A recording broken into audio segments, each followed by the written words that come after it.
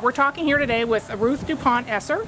And Ruth, you are a candidate for the District 4 County Commission seat. Yes. And can you tell us a little bit today about what prompted you to run? Why'd you want to run for office this year? I think the main thing that prompted me to consider such a thing is that I have children and I have grandchildren. I was a business owner here years ago in the mid-90s through the early years of 2000. It used to be much easier to start a business, to run a business. That is leaving us quickly. I have a fear for things that are happening in our country at all levels.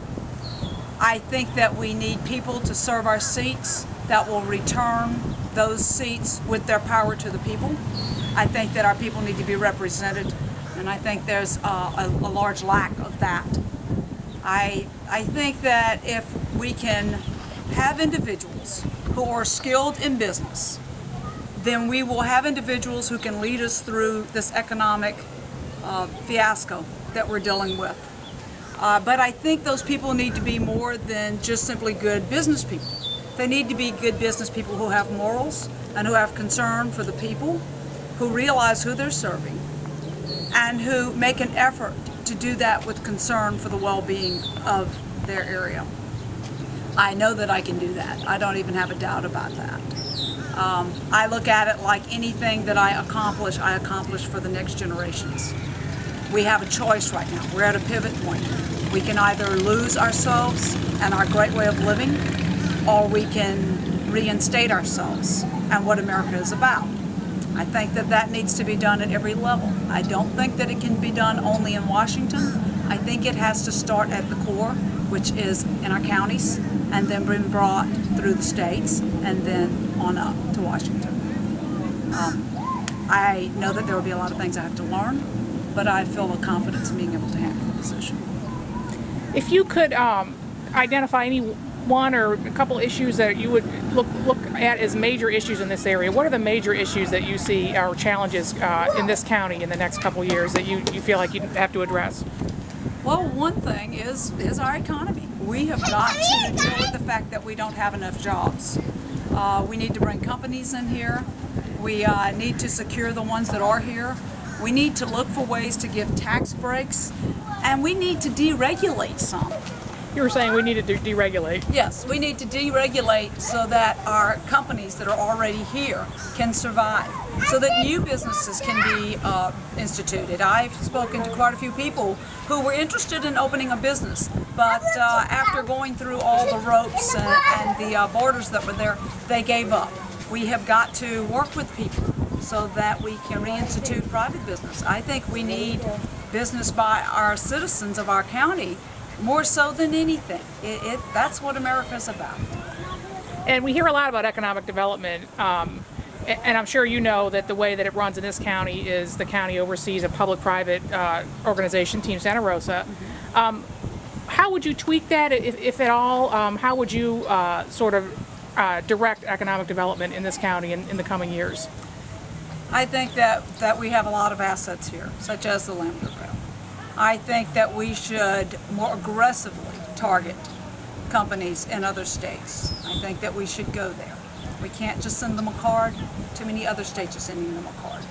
We need to go, we need to speak, and we need to give them reason to want to come here. We have a beautiful area, and even with the oil spill issues, we still have a beautiful area, and it will rebound from that. So I think that we have to be more diligent about going out and talking to companies, and then we need to secure our area and give the people who are already here a stronger basis to function off of. And what about as far as oversight? We've had some people feel like maybe the county needs to take a closer rein in on Team Santa Rosa. What are your feelings there? I think Team Santa Rosa should be paid by commission. I think that salespeople are, and in essence they are salespeople. And I think that they should have to answer to us. Of course, they work for us. But I don't think that we should just write checks. I think that they should qualify for them more so. And talk about the assets. You were talking about assets and developing assets in this area. What should this area be recruiting for? I mean, who should be interested in coming to set up shop here? If we're speaking Navarre itself, I think Navarre is just an absolutely beautiful tourist place. I think it needs more palm trees, and I think it needs more little pubs, sandwich shops and such, especially on the beach, in a controlled manner, but in a manner that gives the people here somewhere to go, so that they can choose whether or not they feel like going to Destin or to Pensacola, or just simply staying here. The companies that you would bring here, you would want to be careful. You don't want to bring a large company to Navarre. 98 is not going to suffice that.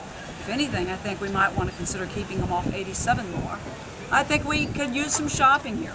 We could use a TJ Maxx, a JC Penney's, those kinds of things. A lot of people come here on vacation, and women like to shop. And it would be nice to have more of those kinds of places here.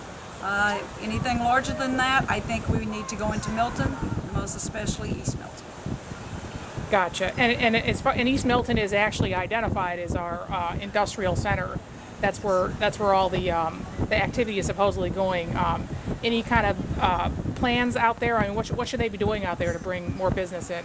And who should they be targeting for East Milton, for the industrial park? East Milton, I say that we need to go out and look for companies that have more advanced income than what we have. Higher tech.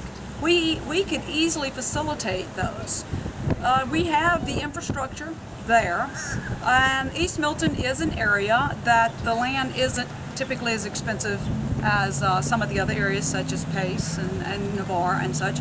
And so, given the right piece of land, the right price, the train track, the highways, the interstates, we have a lot there to offer.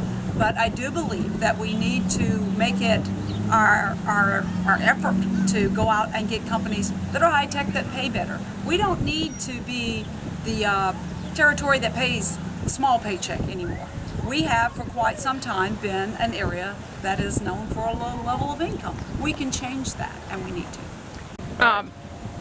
And as far as purchasing land and economic development, we've heard a lot of criticism about the Pullum property. What's your 2 cents on that? I think anytime we buy property for the county, it should go through the same process as a rezone, so that the people can vote whether or not they want to purchase it. As to the Pullum property, the industrial parks, I think we pay too much in a bad economy. And we need to remember that we don't own an industrial park there. We own land that can become an industrial park, of which our commissioners have to go through the rezone process in order to rezone it, which it is rezoned, but that is the process it went through, which took a minimum of 12 months. It's a large-scale rezone. Small scale's 9 acres and less, large scale's 10 acres and up. That was large scale. That took some time to do. And it would cost a few million more to walk it through the process of design and infrastructure. And then even when we do that, on the northern side of it borders an already developed industrial park that is owned by Mr. Pullum, of which he didn't have to purchase the land. So in order for us to compete with him, we will be not in the best of positions. And so it may be that before we could ever sell our lots, we would have to wait for him to finish selling his. Thank you.